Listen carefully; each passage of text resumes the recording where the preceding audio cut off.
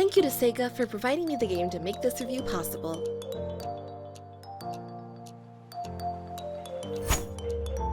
Sonic Racing CrossWorlds is the latest kart racer to hit the market in both Sonic's own series and in general, and it is developed by Sonic Team and published by SEGA.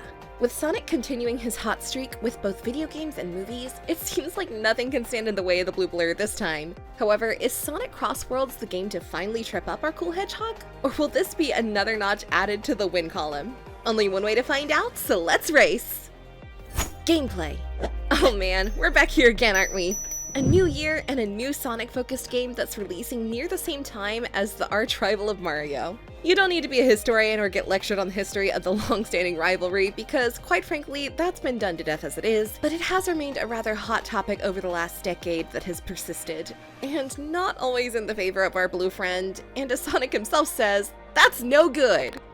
Whether it be games like Sonic Superstars releasing, a title I really enjoyed, and then Mario Wonder comes out and completely overshadows it, Sonic Frontiers releases and it's still held up to the pedestal next to the industry-wide loved Mario Odyssey, and then here now in 2025, while everyone, including myself, has been hyped for CrossWorlds, Nintendo just had to launch their console alongside Mario Kart World within the launch window of Sonic and CrossWorlds. Jeez, can't our spiky friend catch a break? I'm going to have to report Mario at this point for animal cruelty because this all seems to be happening on purpose. Mario does have a history of picking on giant apes in his previous job listings, and if he hasn't gotten in trouble yet, then he must have a pretty good attorney. Hold it! Objection!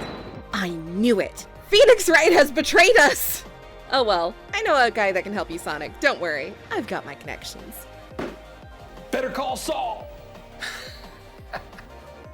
Legality aside, with Mario Kart World introducing new movement mechanics of wall running, open world traversal, gorgeous visuals, smooth racing, fun online modes, right off the bat, CrossWorlds immediately faced challenges of getting in the eyes of fans who love kart racing, mostly due to how much of a juggernaut the Mario Kart series actually is. CrossWorlds at the start of your time with it, compared to Mario Kart World, it underperforms in the pick up and play department, with there being a tad bit of a learning curve to really get the hang of it due to various kart weights, the correct timing of drifting, learning what each power-up or weapon usage does, etc. It can all be a tad bit overwhelming in the first half hour to an hour of starting the game, which may scare players away from it. Luckily though, once you get the hang of it and advance further in the initial hour or so, the game becomes so much fun, with a couple downsides being the roster to choose from is mostly just Sonic and friends oriented at first, which feels kind of odd, but that's only because we got a tad bit spoiled thanks to Sonic All-Star Racing Transformed that had characters from all over the place.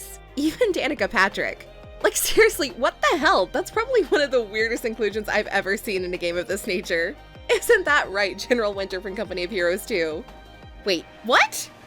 Circuits themselves are also a mystery, consisting of mostly inspirations from modern Sonic games, with its leap into 3D over anything classic related, almost seeming like SEGA is trying to do a retcon of our fatter, pudgy, squishy boy that we all grew up with. And again, with having mainly modern Sonic characters in the game from the start, like Chaos from Sonic Adventure, Cream, who shouldn't even be in here. Sorry, Cream fans! Sage from Sonic Frontiers, bosses from Lost World, the usuals like Tails, Knuckles, and Amy, it all just makes the launch roster feel a little, I don't know, bland? Especially when compared to the variety Mario Kart World offers you in comparison. But come next month, which is really only a matter of a few weeks, the game is going to open up massively via DLC, with characters from many other games and franchises coming into the mix that not only give Sonic All-Star Racing Transformed a run for its money, but also genuinely will one-up Mario Kart World in the variety department. Yes, a pun was intended there. The reason for this being is that while Mario Kart World introduces more open areas, letting you drive in real time from track to track and a large expanded world map, CrossWorlds decides to implement tricks of its own by having you move cross dimensions during the actual laps themselves, with multiple pathways that open up, and you having to choose where you want to go next, then drive through the portal, and then you will be in an entirely new setting and environment absolutely seamlessly. It's awesome, and it feels very much in tune with the way the most recent Ratchet & Clank title used a similar idea, but this time in real time with racing. Well, that's cool, I guess, you say, but what does this have to do with it being a big deal in relation to DLC characters? Well, for a simple reason.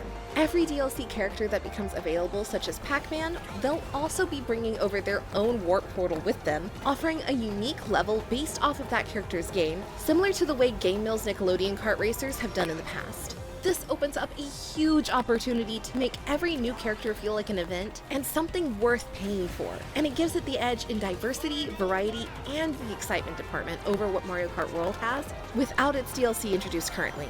Now, if we can get a Plumbers Don't Wear Ties Dimension Portal, then we'll really be in Game of the Year conversation. But I'll settle for Seaman 2 if that can't be done. Take your damn clothes off!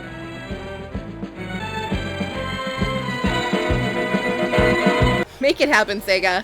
During races, while you get the hang of the somewhat sluggish feel of the carts, and if you're like me crashing into walls left and right, try to collect any rings you spot laying around because these are your coin equivalent for the Sonic universe that help you maintain speed to keep up with your competition. Only annoying side is if you're a terrible driver like me, or if someone has a vendetta against you and keeps ramming you, you'll begin to lose all your hard-earned coins at the same time. Hey, I'm driving you!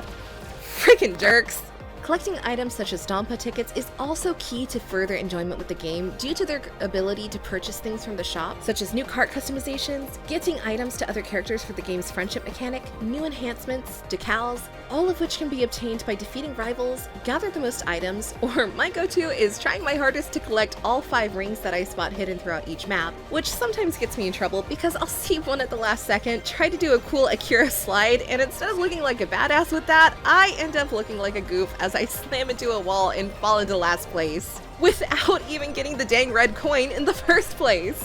Returning features in CrossWorlds as seen in All-Stars Racing Transformed are both air and water segments, alongside typical ground racing, and they're just as fun and engaging as ever, with using the flying mechanic to glide and fly through obstacles and environments in a fluid fashion, boat riding being a little tougher to control but feeling more realistic this go around as you move over waves and attempt to make sharp, precise turns while fighting the force of the water, using your boat to make charge leaps if done correctly, which can lead to brand new rewards being found.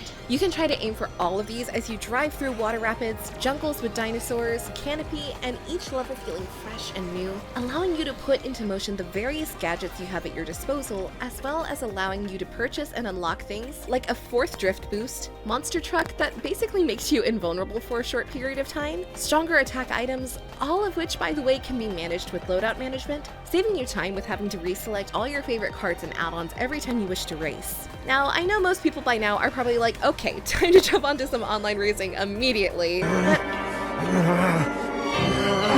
Hey!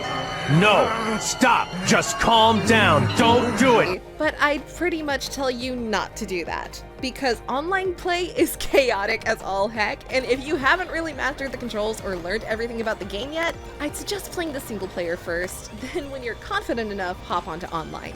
I learned this the hard way. Single player in regards to the races themselves have multiple speed classes a la Mario Kart, however, please do not choose anything except supersonic speed, which is this game's 200cc, because everything other than that is slow and feels like a slog like 50cc and 100cc from Mario Kart World.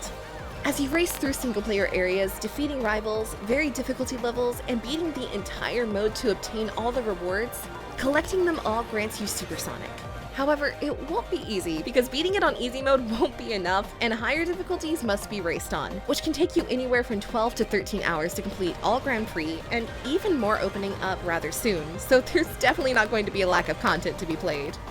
Overall, at the end of the day, Sonic Racing CrossWorlds ends up a fantastic time and primes itself at being one of the best kart racers in Sonic's racing series. Having said that though, there are several issues that may arise for players or irk people, such as handling the carts at first feels awkward and isn't inviting right away for new players, making full speed drifting and cornering not viable early on, basic launch roster at first that leaves much to be desired, sometimes way too chaotic environments that feel cheap, etc.